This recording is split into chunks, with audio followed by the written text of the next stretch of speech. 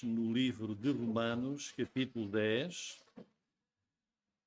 Romanos, capítulo 10, página 1228. Romanos, capítulo 10. Os irmãos sabem, agora está a decorrer o Campeonato do Mundo de Futebol, que entusiasma muito, em particular quem gosta muito de futebol, e até mesmo quem não gosta, há aquele... É cada país que lá está e quase todos se interessam. Os irmãos sabem quanto tempo dura um jogo de futebol? 90.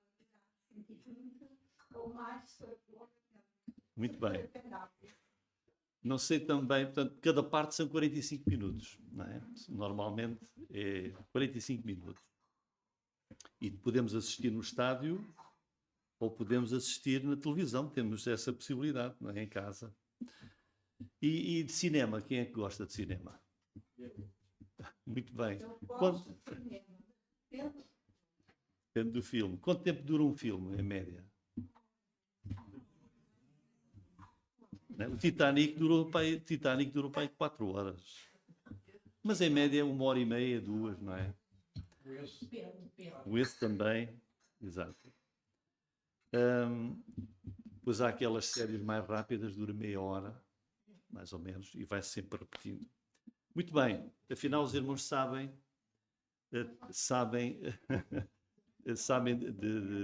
de tudo isto. Muito bem. Então, Romanos capítulo 10, estamos a continuar o estudo desta maravilhosa carta de Paulo à Igreja de Jesus em Roma.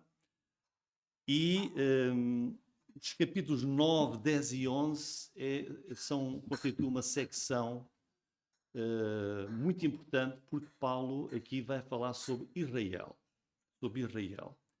Israel é esse povo escolhido por Deus, uma nação que não existia no mundo e que Deus criou de propósito quando chamou Abraão. E é com Abraão, Sara e depois na sua descendência que vai nascer a nação de Israel. Uma nação especial, a quem Deus prometeu uma terra, não é? Prometeu uma terra, a quem Deus fez muitas promessas, deu uma lei para os guiar, os seus mandamentos, mandou-lhes profetas, prometeu que seria através dessa nação, de todas as nações da terra, seria através dessa nação que viria ao mundo o Messias, o Salvador do mundo. E quando ele veio, essa nação única e especial que Deus preparou durante séculos, quando o Messias veio, rejeitaram o Messias, Jesus. E nós podemos pensar, como nós, sei lá, podemos programar a nossa família, os nossos filhos, e ter um propósito, e depois as coisas não correm como nós pensamos. E então a pergunta é, mas o que é que aconteceu com Israel? Será que Deus falhou? Ou será que a palavra de Deus falhou? E Paulo vai nestes capítulos 9, 10 e 11, vai-nos explicar a razão de tudo aquilo que aconteceu com Israel. E na verdade estes 3 capítulos nós podemos aprender muito sobre essa nação de Israel. Tanto que no capítulo 9, que nós já estudámos, Paulo diz lá no versículo 2 que tem grande tristeza e contínua dor. Pensem, o apóstolo diz, eu vivo cada dia com uma grande tristeza, uma dor contínua no meu coração, porque a minha própria nação, povo escolhido de Deus, que teve tudo, Deus fez até uma aliança com eles. E eles rejeitaram o Messias. Seus irmãos judeus rejeitaram o enviado de Deus. E por isso, será que Deus falhou? A palavra de Deus falhou? E a resposta é não. E no capítulo 9, Paulo começou a explicar com a história de Israel, que nós já vimos, não vamos voltar, em que ele chegou ao fim e conclui, olha, afinal, uma nação a quem Deus prometeu e explicou tudo aquilo que iria acontecer, quando veio Jesus, tropeçaram nele. não o aceitaram, rejeitaram-no.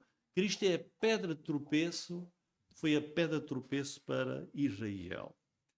E agora no capítulo 10, Paulo continua com mais revelação e mostrando qual foi o falhanço.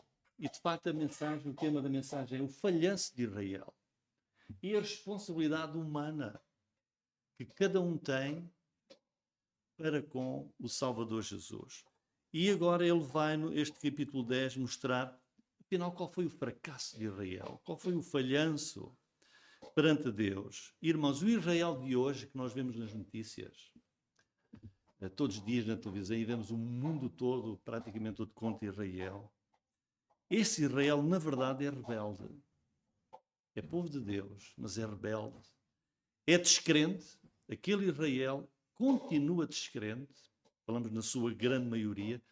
Aquele Israel de hoje é contrário a Cristo. A maioria daquilo que Israel faz é fora da vontade de Deus. É verdade. Mas outra verdade é que a nação de Israel tem de existir. E tem de existir naquele lugar onde eles estão, lá ao fundo do mar Mediterrâneo. Porque nestes capítulos 9, 10 e 11, Paulo explica que Israel permanece nos planos de Deus. Permanece nos planos de Deus. Nomeadamente quanto ao futuro. Porque iremos ver depois o capítulo 11, mas vamos só ler o capítulo 11, versículo 1. Diz: digo, pois, porventura rejeitou Deus o seu povo? Então Deus, com tudo o que aconteceu, já rejeitou Israel? O que é que ele diz? Não, de modo nenhum. E ele vai dizer, porque eu, Paulo, eu também sou judeu. Israelita, da descendência de Abraão, da tribo de Benjamim. E depois no versículo 25 e 26, ele vai dizer, não quero, irmãos, que ignoreis este segredo, para que não sejais sábios em vós mesmos, que o endurecimento veio em parte sobre Israel, até que a plenitude dos gentios haja entrado. E assim todo Israel será salvo, como está escrito. De Sião virá o libertador e desviará de Jacó as impiedades. Israel ainda se vai voltar para Jesus. No tempo, que nós não sabemos qual é, mas Deus não rejeitou, não pôs de lado. Israel permanece nos planos de Deus. Então, capítulo 10, versículo 1, vamos ver aqui qual é o desejo de Paulo. Vimos no capítulo 9 que ele dizia que tinha grande tristeza por Israel ter rejeitado. Agora vejam o capítulo 10, versículo 1. Irmãos, o bom desejo do meu coração e a oração a Deus por Israel é para a sua salvação. Portanto, qual é o desejo de Paulo? O desejo de Paulo é a salvação de Israel. A salvação de Israel. Paulo diz aqui que ama Israel. O seu maior desejo é que Israel seja salvo porque estão perdidos. Tropeçaram em Jesus. Paulo não é aqui aquela pessoa que se importava. Eu importo-me com Israel. Não. Ele ora pela salvação de Israel. É o que ele diz aqui. A minha oração a Deus é por Israel. Quer dizer que a vontade de Deus para com Israel é esta. É que Israel seja salvo. Que haja salvação em Israel. E nós também, irmãos, temos este dever de orar por aqueles que estão perdidos. Oremos pelos nossos irmãos de família, os nossos amigos, os nossos familiares, os nossos vizinhos, os nossos colegas. E nós devemos ter este desejo. Oremos pela salvação dessas pessoas que ainda não abriram os seus corações para Cristo. Portanto, irmãos, a salvação de Israel é possível. Porquê é que é possível? Porque Paulo ora por Israel. Se fosse impossível, diz, irmãos, não vale a pena orar porque não há hipótese. Não, é possível e é desejável. Porque, como ele diz aqui, é o bom desejo do meu coração. Versículo 2.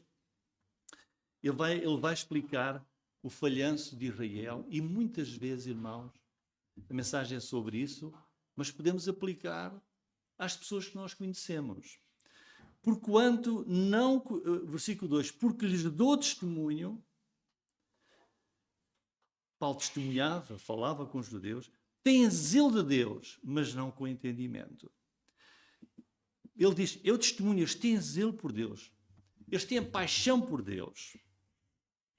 E como é que se podia ver que Israel tinha paixão por Deus? Podia-se ver de muitas maneiras na sua dedicação à lei. Olhemos para os fariseus. Deus deu a sua lei e eles eram tão zelosos, ainda acrescentaram mais leis, que Jesus disse, vocês põem leis e pesos sobre as pessoas quase impossível de fazer. Era um zelo extremo, fora da compreensão.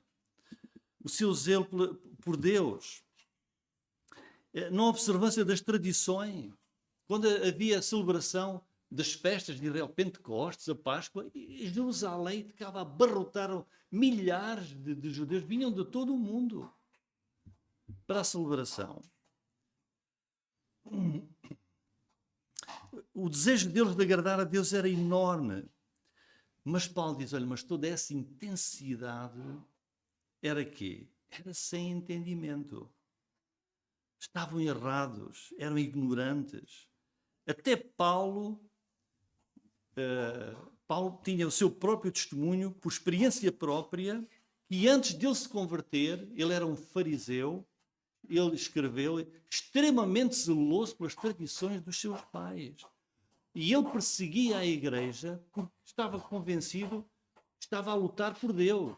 Ele estava a servir a Deus. Em Gálatas 1,13, Gálatas 1,13 deve aparecer ali, já ouviste qual foi antigamente a minha conduta no judaísmo? Está ele a dizer, como ele não só perseguia, era um zelo imenso, perseguia a igreja de Deus e a assolava. Quer dizer, ele tinha zelo por Deus, mas era quê? Sem entendimento. Completamente errado, irmãos. Também os líderes que confrontavam Jesus dizia e disse em Mateus 22, 29, errais, não conhecendo as Escrituras. E é assim, irmãos, nós certamente conhecemos pessoas muito zelosas. Eu conheço.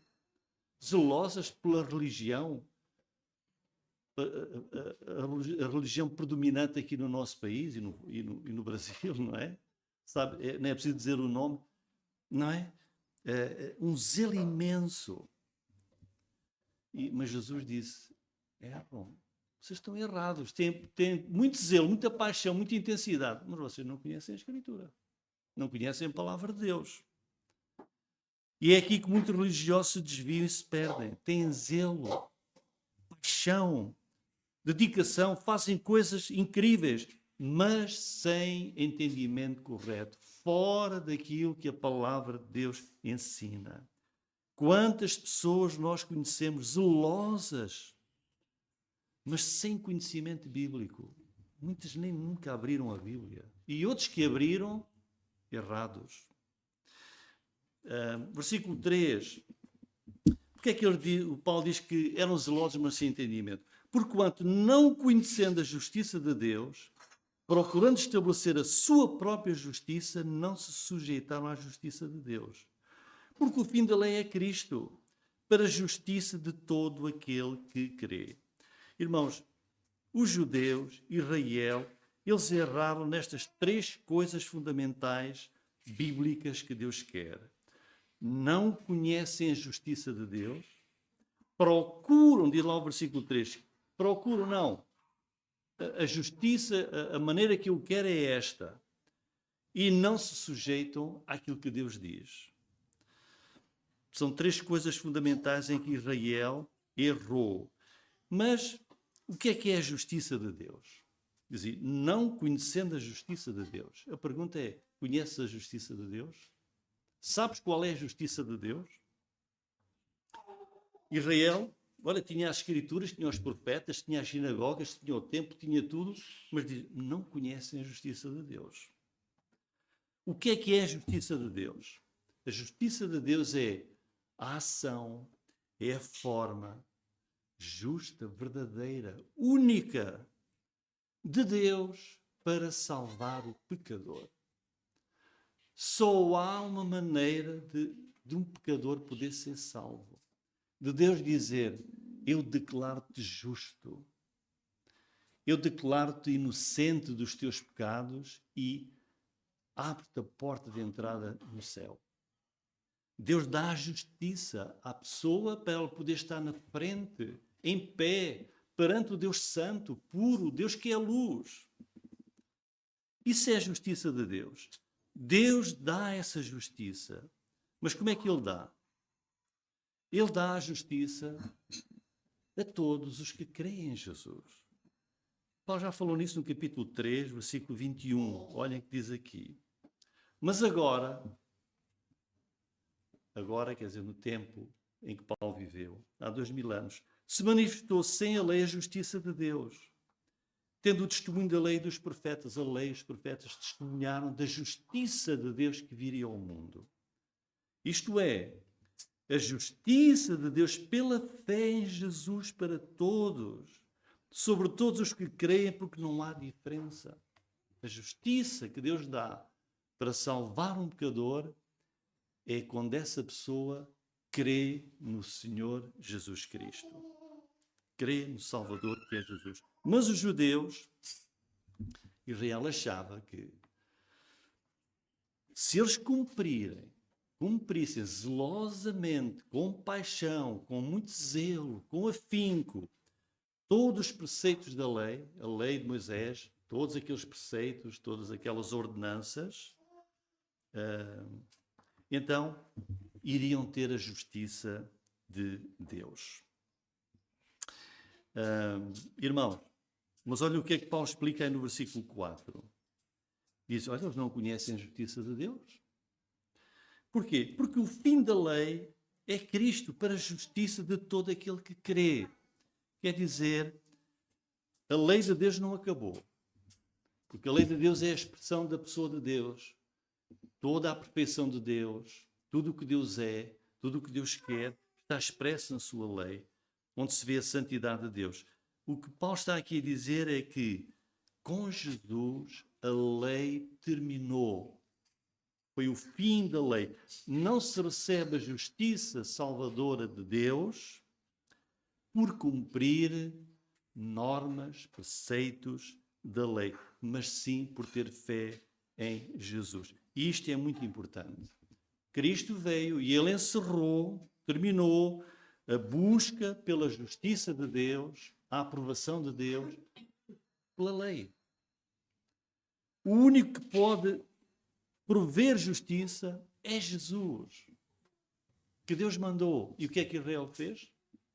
Israel rejeitou Jesus. Por isso diz o versículo 3, que é claro. Olha, o que é que Israel fez?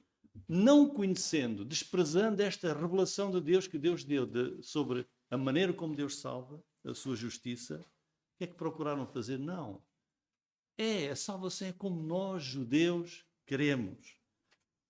E não se sujeitaram, não se submeteram à maneira certa e correta e justa de Deus. Diz aí, não se sujeitaram à justiça de Deus. Afinal de contas, irmãos, os judeus tinham tudo. Povo da promessa, povo escolhido, toda a lei, todos os profetas, todos os ensinamentos, todas as alianças de Deus, afinal, eram ignorantes sobre a pessoa de Deus. Eram ignorantes sobre a pessoa de Deus. Não conheceram a justiça que Deus revelou. Não conheceram a obra de Cristo. Irmãos, é uma coisa muito forte nós dizermos uma pessoa comum do nosso dia a dia. É muito forte, ou alguém que é muito zeloso por Deus, pela religião. É difícil nós dizermos a essa pessoa: sabe como é que Deus salva? Sabe como é que Deus justifica um pecador? Sabe como é que Deus trouxe a salvação ao mundo? Vejam o que é que diz o Salmo 95:10. Salmo 95:10. Diz assim: Deus está a dizer, 40 anos estive desgostado com esta geração e disse, é um povo que erra de coração. Não tem conhecido os meus caminhos. Não tem conhecido os meus caminhos.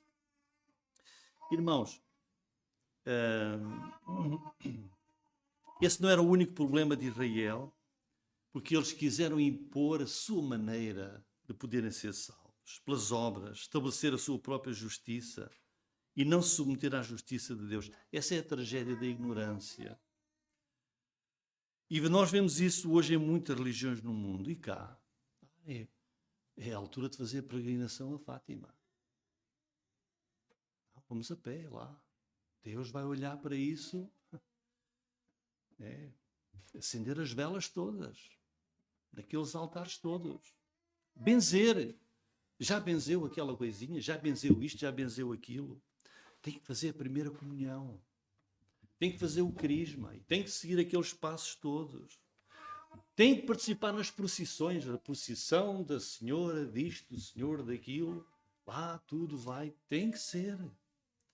Adorar os santinhos. Irmãos, isso é zelo. As pessoas procuram o espiritual, a religiosidade. Mas é como diz aqui, mas com ignorância. Com ignorância, irmãos.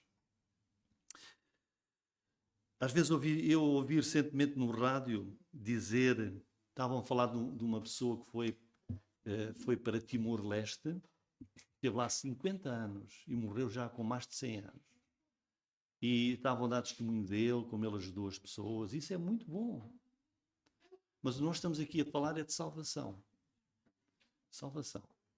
E depois no final disseram, olha, se, eu não vou dizer o nome, se ele não vai para o céu, ninguém vai. Irmãos, é uma loucura. Se aquela pessoa não vai para o céu por aquilo que ele fez, ninguém vai. É achar que a salvação é pelas obras. Eu tinha um amigo de infância, eu prezo muito os meus amigos de infância, eu comecei a ver que ele punha no Facebook coisas de Fátima e pensei, ele deve ter algum interesse espiritual, mas se calhar precisa de uma ajuda. Eu escrevi-lhe, olha, vês que tu tens muito interesse, mas sabes o que é que a Bíblia diz sobre isso? Procurei ali com muito respeito e carinho que tenho e continuo a ter. E ele disse, Rui, a resposta dele, podes ter razão, mas eu não quero saber. Eu sinto-me bem quando chego lá e vejo aquilo tudo lá, eu sinto-me tão bem. Me sinto bem é porque está certo. Como diz aqui, tem zelo de Deus, mas não tem entendimento. É, como Paulo diz, não conhecendo o único caminho que Deus tem para a salvação, procuram estabelecer, versículo 3, a sua própria justiça e não se sujeitam. Não adianta, irmão. Nós conhecem certamente pessoas assim, a gente fala, não adianta. Não. Sabem porquê, irmãos? Esse foi o problema de Israel. Israel foi igual. Deus salva, mas a responsabilidade da pessoa também. Ela tem de crer, ela tem de se sujeitar, ela tem de se submeter à justiça de Deus. Não é a sua própria justiça. E aceitar a verdade. Israel pensou, não, salvação é só pela fé. Isso não pode ser só pela fé. Tem que ser uma coisa que a gente tem que fazer muito, tem que ser zeloso, tem que fazer sacrifícios, tem que ir aqui, ir ali. Não, só pela fé. Isso é uma coisa tão simples, mas é. Não é pelas obras. Nenhuma obra. É unicamente pela fé. Israel tropeçou nisso. Salvação é só crer em Jesus? Não pode ser. E tropeçaram em Jesus, irmãos. Versículo 5. Ora, Moisés descreve a justiça que é pela lei, dizendo, o homem que fizer estas coisas viverá por elas. Mas a justiça que é pela fé diz assim, não digas em teu coração, quem subirá ao céu? Isto é, trazer do alto a Cristo. Ou quem descerá ao abismo? Isto é, tornar a trazer dentre os mortos a Cristo. Mas que diz? A palavra está junto de ti, na tua boca, no teu coração. Esta é a palavra da fé que pregamos. Irmãos, a justiça vem unicamente pela fé. E Paulo vai agora explicar aqui a diferença entre a justiça que é pela lei e a justiça que é pela fé. Está aí, no versículo 5. Moisés descreve a justiça que é pela lei. E versículo 6. Mas a justiça que é pela fé é diferente. Qual é a justiça que é pela lei, que aqueles que querem ser salvos pelas obras e que Israel queria ser salvo pela lei? O que é que diz? Ele faz uma citação de Levítico 18, versículo 5. Levítico 18, versículo 5 é a justiça que é pela lei. Levítico 18, 5. Tá? Não tem? Então, Levítico 18, 5, eu vou ler para os irmãos. Explica como é que é a lei, a justiça que é pela lei. Levítico 18, 5. Diz assim: portanto, os meus estatutos e os meus juízos guardareis, os quais, observando-os, o homem viverá por eles. Eu sou o Senhor. Ou seja, a justiça que é pela lei é para aquela pessoa que fizer aquilo que Deus diz na sua lei. Então, se Israel quer ter a vida e a salvação pela lei, ele tem de praticar a lei, mas perfeitamente, totalmente. E o problema é que ninguém consegue cumprir a lei de Deus perfeitamente. E por isso, quando veio o Messias, veio Jesus para cumprir a lei e morrer pelos pecadores, o nosso Salvador, eles não aceitaram. Veja o que é que diz Gálatas 3, 10 a 13. Aqui explica bem. Gálatas 3, 10 a 13. Todos aqueles, pois, que são das obras da lei, que se querem justificar perante Deus pelas obras, estão debaixo da maldição. Porque está escrito: maldito todo aquele que não permanecer em quantas coisas? Todas as coisas que estão escritas no livro da lei para fazê-las. Quem pode fazer todas as coisas que Deus diz? Algum de nós consegue? E é evidente que pela lei ninguém será justificado diante de Deus, porque o justo viverá pela fé. Deus viu a nossa incapacidade. Basta crer. Basta arrepender-se e crer em Jesus. Ora, a lei não é da fé, mas o homem que fizer estas coisas, por elas viverá. Cristo nos resgatou da maldição da lei, fazendo-se maldição por nós, porque está escrito: maldito todo aquele que for pendurado no madeiro. Mas, voltando a Romanos 10, 6, a justiça que é pela fé não precisa de obras nenhumas. Nem precisa, como diz aí, quem é que vai por nós ao céu para nos trazer a salvação? Ou quem é que vai descer ao abismo para trazer novamente Jesus ressuscitado dentre os mortos? Como é que se vai conseguir fazer isso? E explica, olha, a palavra que salva está bem perto de ti. Bem perto, está na nossa boca e no nosso coração. É a palavra da fé que nós pregamos. Versículo 8. A palavra que salva está junto a ti, na tua boca, no teu coração. É a palavra da fé que pregamos. Prega-se o Evangelho, que a pessoa ouve e no qual temos de crer. É muito simples. A palavra da salvação está bem perto de nós. Veja o versículo 9. Como é que é? A saber, se com a tua boca confessares ao Senhor Jesus, em teu coração creres que Deus o ressuscitou dentre os mortos, serás salvo. Visto que com o coração se crê para a justiça e com a boca se faz confissão para a salvação, porque a Escritura diz: todo aquele que nele crer não será confundido. Porquanto não há diferença entre judeu e grego, porque um mesmo é o Senhor de todos, rico para com todos os que o invocam, porque todo aquele que invocar o nome do Senhor será salvo. Irmãos, como é que então a justiça de Deus é alcançada? É pela fé. A salvação não é por obras, ela está tão perto de cada pessoa. Quão perto é que ela está, irmãos? Está na tua boca, no teu coração. Não é preciso ir alguém ao céu ou ir ao abismo e trazer a palavra. Não, ela está. A palavra que nós pregamos, que é o Evangelho, só tens que ir com a tua boca, diz aqui, com a tua boca, ela está tão próxima, com a tua boca confessa. e no teu coração crê. É tão simples a salvação, irmãos. É tão simples.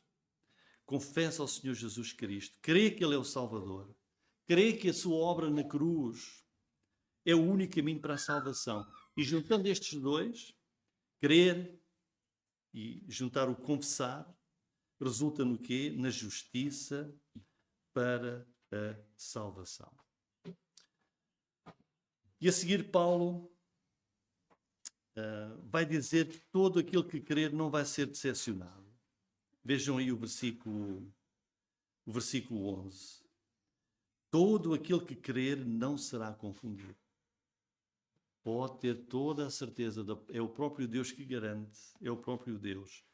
E isto não é algo novo, era algo que já vinha desde dos profetas, vinha desde antigamente, desde os tempos do Antigo Testamento.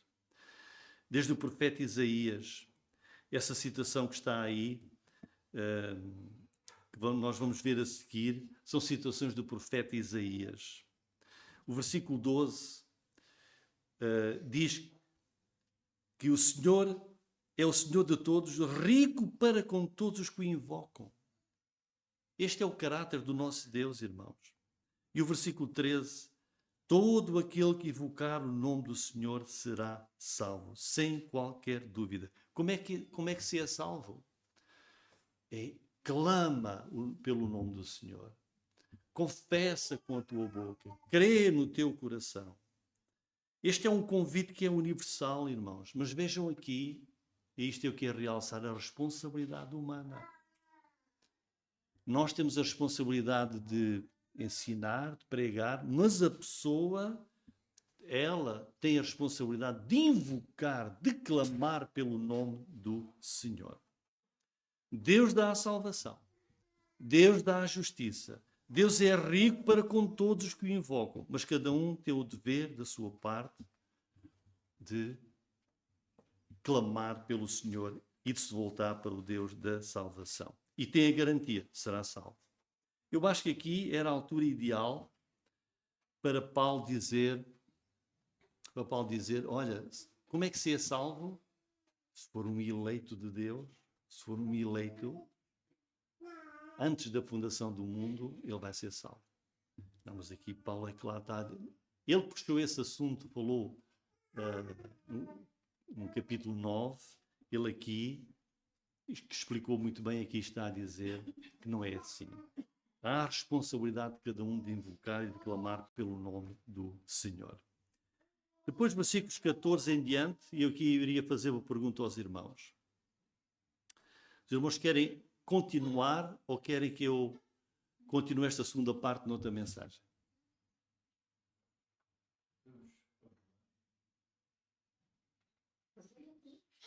Muito bem. Ok, irmãos. Versículos 14 e 15, a necessidade da pregação do Evangelho. Como, pois, olha, se a salvação é por invocar o nome do Senhor, olha a pergunta, como é que invocarão aquele em quem não creram? Como é que crerão naquele de quem não ouviram?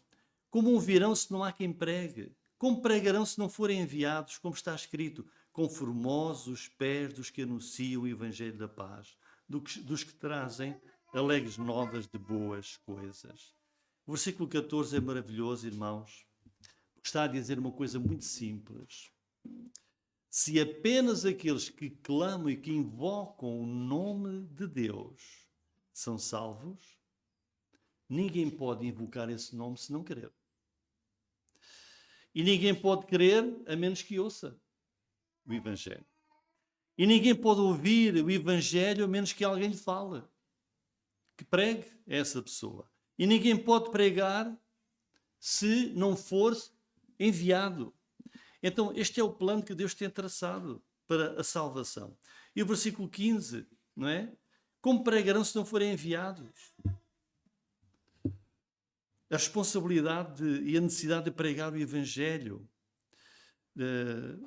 As igrejas que enviam missionários, crentes das igrejas que levam o Evangelho a todo o mundo e à sua volta.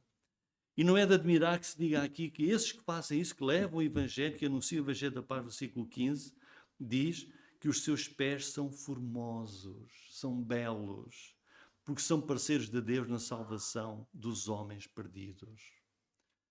Pessoas que Deus quer salvar. E vejam como se intitula esse Evangelho. Diz que são alegres novas de boas coisas. Esta é a mensagem do cristão. Ele leva uma palavra que são alegres novas de boas coisas. Isto mostra o espírito, como deve ser o coração do crente. Alguém que leva alegres novas, novidades, uma mensagem de boas coisas. E Deus tem feito isto sempre. Irmãos, Deus enviou o profeta Jonas para pregar a uma nação perdida que eram altamente pecadores e até adversários de Israel, aos ninivitas. Levou uma mensagem de arrependimento e de fé salvadora. Porquê? Porque Deus ama os perdidos e quer salvá-los. O Pai mandou o seu Filho, Jesus, para vir trazer-nos a mensagem salvadora. E Jesus, antes de partir, deu a ordem à igreja, aos crentes, para irem pelo mundo inteiro com o Evangelho, com estas alegres novas de boas coisas. E o versículo 16 e 17, a responsabilidade de ouvir e de responder. Isto é feito, isso se faz, a pregação do Evangelho. Mas olha, versículo 16, mas nem todos têm obedecido. Não é essa a experiência que nós temos? A quantos nós temos pregado, testemunhado e quantos não creem, não obedecem? Nem todos têm obedecido ao Evangelho. Olhem, pois Isaías diz, Senhor, quem creu na nossa pregação? De sorte que a fé é pelo ouvir e o ouvir pela palavra de Deus. Os profetas de Deus da antiguidade já previram essa rejeição. Deus é onisciente e sabe de antemão. Previram essa rejeição do Evangelho pelo próprio Israel, pelo próprio povo de Deus. Sendo a salvação tão simples, irmãos, disponível a todo Israel, quando veio o Messias Salvador, bastava terem confiado nessa pessoa, na sua obra, mas Israel fracassou. Porque muitos de entre Israel não obedecem ao Evangelho. Não creram na pregação do Evangelho. Não creram na mensagem de Jesus, que ele próprio pregou. Não creram nos mensageiros que Jesus enviou, os seus apóstolos. Nem creram noutros mensageiros que foram levar a palavra a Israel. E o versículo 17 é um versículo que todos nós conhecemos. De sorte que a fé é pelo ouvir e o ouvir pela palavra de Deus. A fé vem por ouvir a palavra de Deus. Já creste? Já creste? Por isso, irmãos, é preciso haver uma mensagem do Evangelho sobre Jesus. E a pessoa, ao ouvir, tem de crer. Versículo 18. Agora vem, Paulo vai fazer umas perguntas. Quais são? Mas digo, porventura não ouviram? Sim, por certo. Pois por toda a terra saiu a voz deles, e as suas palavras até aos confins do mundo. Mas digo, porventura Israel não o soube? Primeiramente diz Moisés, eu vos porei em ciúmes com aqueles que não são povo. Com gente insensata vos provocarei a ira. E Isaías ousadamente diz, fui achado pelos que não me buscavam. Fui manifestado aos que por mim não perguntavam. Mas para Israel diz, todo o dia estendi as minhas mãos a um povo rebelde e contradizendo. Israel então ouviu, mas não creu. Ouviu, mas não obedeceu. Aqui Paulo vai dar a resposta a essa pergunta. Será que Israel então fracassou porque não ouviu o Evangelho? E a resposta está aí no versículo 18. Não ouviram. Eles ouviram o Evangelho. E Paulo cita aí o Salmo 19, versículo 4, fala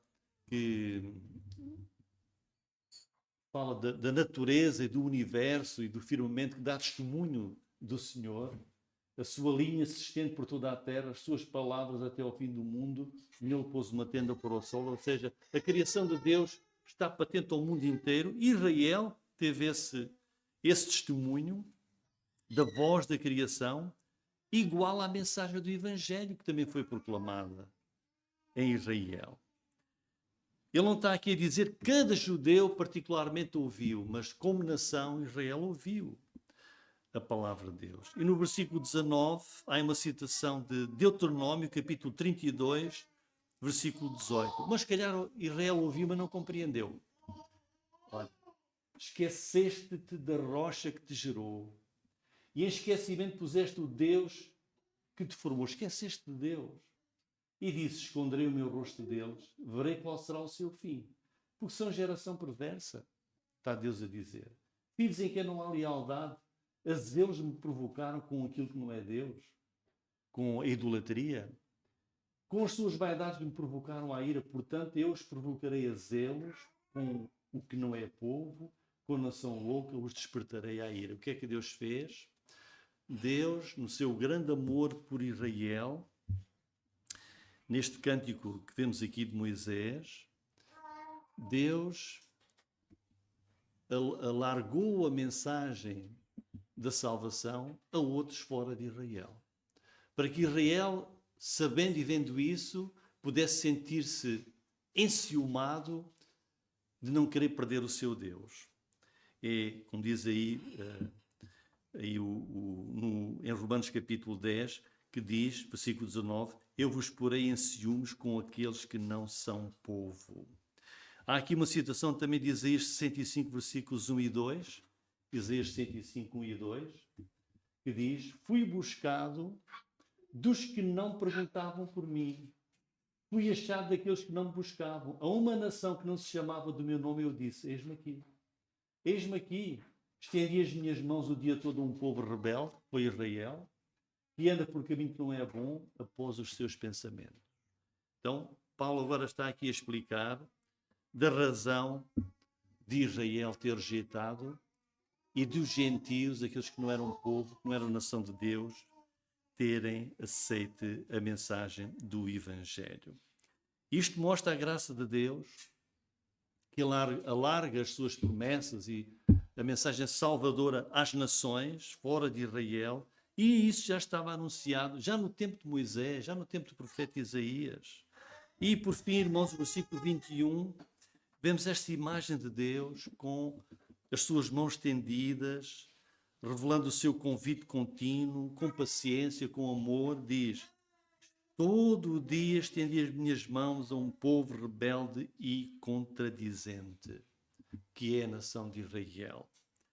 Ou seja, Israel desobediente, teimoso no erro, contestando, murmurando, negando a verdade que Deus revelou sobre a salvação, é o amor de Deus rejeitado.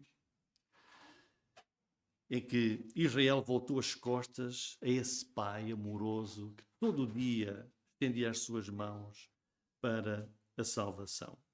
Então vemos, irmãos, sem dúvida, nada faltou de Deus, a sua iniciativa, o seu amor, estendendo as mãos para Israel e voltando-se para fora de Israel, para os gentios que somos nós. Mas a responsabilidade humana.